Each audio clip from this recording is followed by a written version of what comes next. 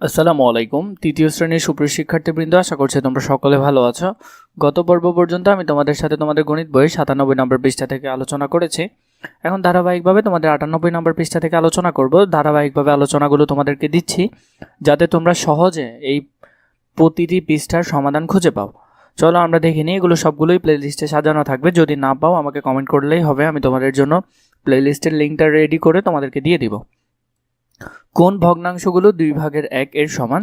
চিত্র কি কি ভগ্নাংশ রয়েছে সেগুলোর মান সমান? যে ভগ্নাংশগুলোর মান সমান সেগুলোকে আমরা সমতুল ভগ্নাংশ বলি। মানে ধরে নাও তুমি একটা ভগ্নাংশ লিখলে 2/1 এবং আরেকটা লিখলে তুমি 4/2।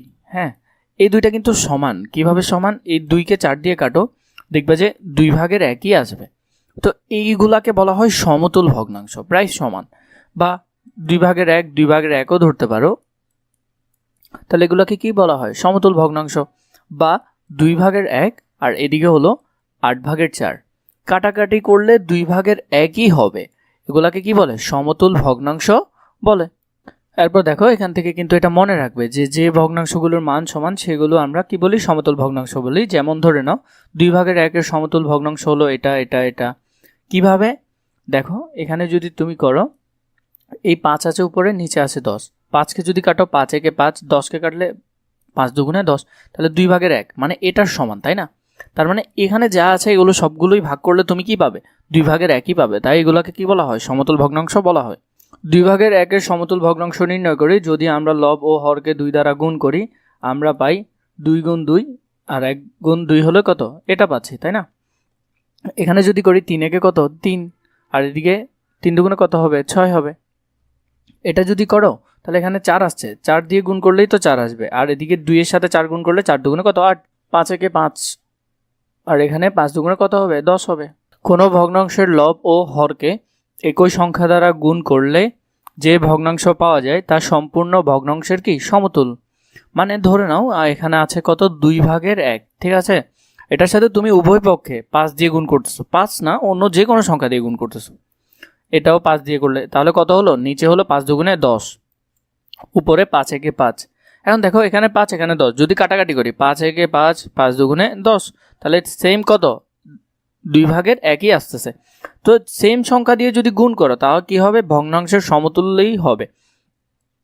আমরা কিভাবে সহজ সমতুল ভগ্নাংশ খুঁজে বের করব? চলো খুঁজে দেখি। আমরা 2/1 ও 4/2 সমতুল ভগ্নাংশ দুটি নিয়ে দেখি। এখানের মধ্যে দেখো, এখানে দুটি ভগ্নাংশ দিয়েছে, উপরটার সাথে নিচেরটা, নিচেরটার সাথে উপরটা, এভাবে করে। তাহলে 2কে 2 দিয়ে করলে 2 দুগুণে 4, 4কে 1 দিয়ে করলে 4 একে 4। দুটি ভগ্নাংশের লব ও হর পরস্পর গুণ করলে যদি গুণফল একই হয় তবে ভগ্নাংশ দুটি সমতুল হবে। এখানের মধ্যে দেখো এভাবে আমাদেরকে দিয়েছে, আমরা এগুলো করব। এখন নিচের ভগ্নাংশের জোড়াগুলো যাচাই করি এবং সমতুল ভগ্নাংশ খুঁজে বের করি। এখানের মধ্যে আমরা এগুলো যাচাই করব এবং সমতুল ভগ্নাংশগুলো খুঁজে বের করব। এখানের মধ্যে দেখো, 4কে 3 দিয়ে গুণ করলে কত হবে? 3 4 কত? উপরে হবে 3 4 12। 6কে 2 দিয়ে করলে 6 দুগুণে কত? 12, তাহলে উপরেও 12, নিচেও কত? 12। 5কে 8 দিয়ে করলে 5 8 কত? 40। 10কে 3 দিয়ে করলে 3 10 30। তাহলে এটা কি মিলতেছে? এটা মিলতেছে না। এখানের মধ্যে এরপরে এটা যদি দেখো, 4 6 কত? উপরে 24, আর এখানে 8 3 8 কত? 24। তাহলে 24 24, এটা মিলতেছে। 8কে 5 দিয়ে করলে 5 8 কত? 40, আর 10কে 4 দিয়ে করলে 4 10 40, তাহলে এটাও মিলতেছে। এখানের মধ্যে এভাবে এগুলো দিয়েছে এবং আমি তোমাদেরকে সমাধানগুলো দেখিয়ে দিচ্ছি। এরপর দেখো, এখানে করেছে, এখানে আসছে কত? লব ও হরের মধ্যে 12। তাহলে 4/2 এবং 6/2 ভগ্নাংশ কি? জোড় সমতুল। এটার মধ্যে আসছে কত? এটার মধ্যে আসছিল 24 আর 24, তাহলে এটাও কি? সমতুল ভগ্নাংশ। এর পরবর্তীতে দেখো, এটা জোড়ায় লব ও হরের পরস্পর গুণ করলে কি হয় না? গুণফল ভিন্ন হয়, যার কারণে এটা কি নয়? এটা সমতুল ভগ্নাংশ নয়। কিন্তু এখানের মধ্যে দেখো গুণ করলে 40 40 আসছে, তাহলে এটা কি? সমতুল ভগ্নাংশ। এর পরবর্তীতে দেখো, এখানে আছে 3/1 ও 4/1 এর সমতুল ভগ্নাংশ নির্ণয় করি। তাহলে এটা সমতুল ভগ্নাংশ আমাদের নির্ণয় করতে হবে। তাহলে এখানের মধ্যে দেখো, প্রথমে আমরা করলাম উভয় পক্ষে 2 দিয়ে গুণ করতেছি। তাহলে এটা হলো যে কি? 6/2। এরপর 3 দিয়ে গুণ করলে এটা আসতেছে, 4 দিয়ে করলে এটা আসতেছে। এভাবে আরও অনেক ধরনের আসবে। তাহলে এটা সমতুল ভগ্নাংশ, এগুলো সবগুলোই। এবং কি আরও অনেকভাবে বের করা যাবে। আমাদের প্রয়োজন হচ্ছে না, তাই আমরা করছি না, 3টা এখানে বের করে দিয়েছি তোমাদেরকে। তারপর 3 নম্বরে কি আছে, খালি ঘরের সমতুল ভগ্নাংশগুলো লিখে এখানের মধ্যে খালি ঘরটা আমরা পূরণ করব, এটা আমরা সমতুল ভগ্নাংশ বের করব।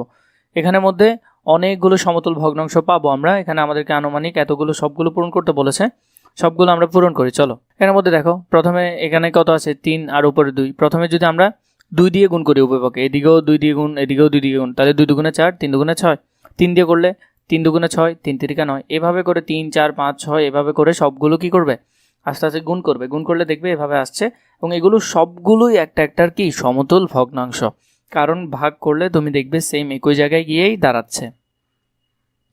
4 নম্বর কি বলেছে দেখো, নিচের ভগ্নাংশ জোড়া সমতুল বা অসমতুল বা সমতুল নয় তা নির্ণয় করে টিক চিহ্ন দেয়। তাহলে এখানের মধ্যে আমাদেরকে ভগ্নাংশ দিয়েছে, এটা কি সমতুল নাকি সমতুল নয়, তা আমরা কি করব টিক চিহ্ন।